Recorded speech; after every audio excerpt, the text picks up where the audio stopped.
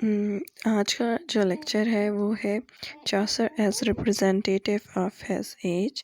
ये हम टी सिंह की बुक से मैं आप लोगों को नोट्स शेयर कर रही हूँ। अगर आपके पास बुक है तो फ़ाइन, अगर नहीं है तो आपको इस वीडियो के अंदर भी सारे इसके नोट्स नज़र आ जाएंगे, तो आप इससे नोट कर सकते हो। अदरवाइज़ मैं आपके इससे क्या इन नोट्स का PDF भी शेयर कर दूँगी।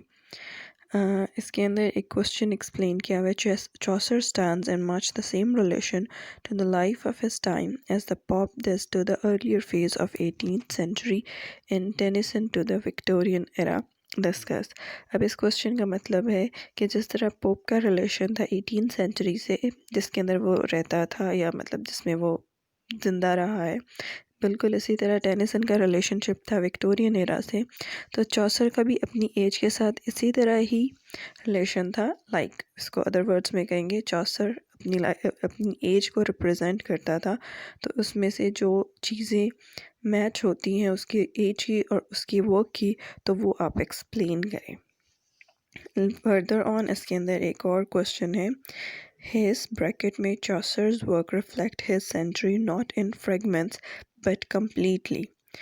Discuss with illustrative references.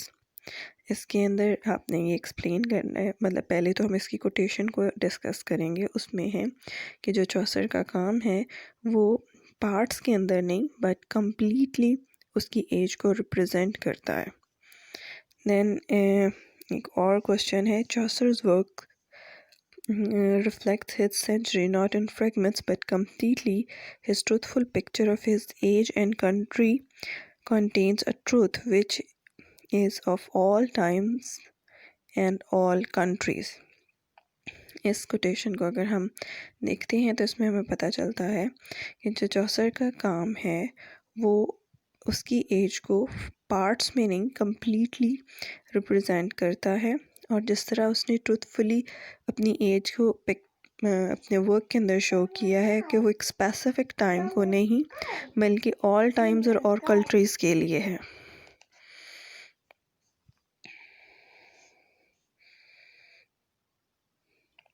Okay, इस क्वेश्चन का जो आंसर है इसका पहली जो है क्वेश्चन का स्टार्ट ही कॉम्पटन रिक्टन के कोटेशन से way Chaucer symbolise as no other writer does the Middle edges.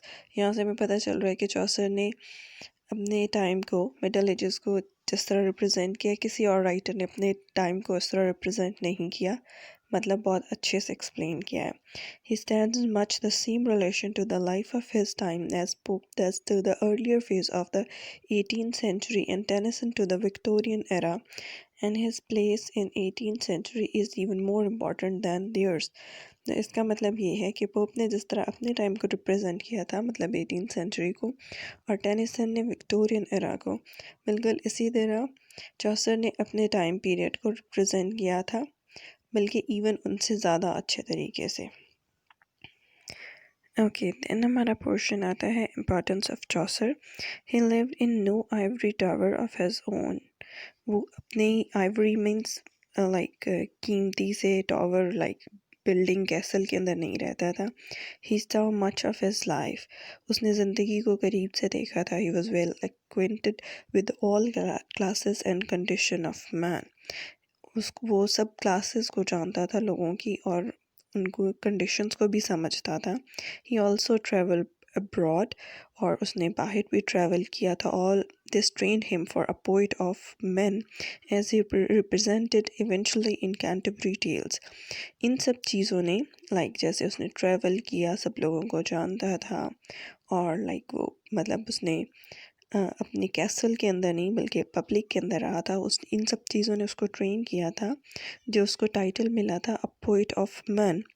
कैसे मिला था? क्योंकि उसने कैंटरबरी टेल के अंदर जो स्टोरीज़ लिखी हैं 29 पिलग्रिमेजेस की, तो उसने उसमें सब क्लासेस को डिस्कस किया है। His earlier works were too bookish, being modeled upon Italian and French works, but Canterbury Tales he fixed up the spirit of his age for future generation to observe and appreciate. जो उसकी शुरू के काम थे, जैसे कि आप लोगों को पता होगा कि चौसर ने जब काम किया था तो फर्स्ट जो उसकी थी इटालियन एज थी, क्योंकि उसने इटालियन वर्क वर्क्स को और राइटर्स को कॉपी करके अपना काम किया था। सेकंड स्टेज के अंदर उसने फ्रेंच मॉडल्स को कॉपी किया था, लेकिन थर्ड के अंदर उसने इंग्लिश लैंग्वेज के लिए काम किया था कैंटरबरी टेल्स में। तो इसको तभी जो आने वाली जनरेशन्स हैं उसको अप्रिशिएट भी करती हैं और फॉलो भी करती हैं। He was as truly the unofficial chronicle of England in the 14th century। तभी उसको कहा जाता है, chronicle means historian या जो भी important events को लाइक राइट डाउन करता है, तो बिल्कुल इसीलिए उसको अनऑफिशियल क्रॉनिकल ऑफ इंग्लैंड कहा जाता है 14th सेंचुरी का। Then comes an important quotation by the critic linguist. Together, all the writers of his this time reveal some aspect of contemporary life and of prevailing feelings and thought.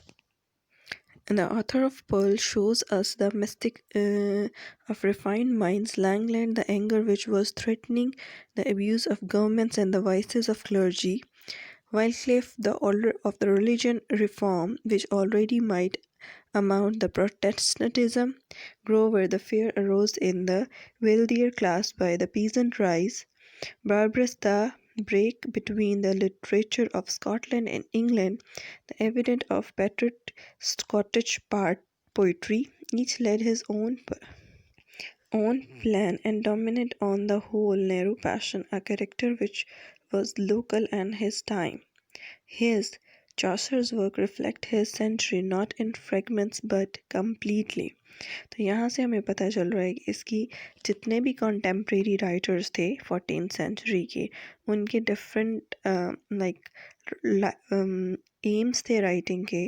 जैसे Langland ने अपना like government के against लिखना था और क्लर्जीज church के against लिखना था, और डिफरेंट राइटर्स ने अपने टाइम के वर्क्स लाइक इवेंट्स को राइज किया था, लेकिन चॉसर ने उनको इस तरह नहीं रिप्रेजेंट किया था, बल्कि कम्प्लीटली शो किया था पॉजिटिव और नेगेटिव एस्पेक्ट्स के साथ।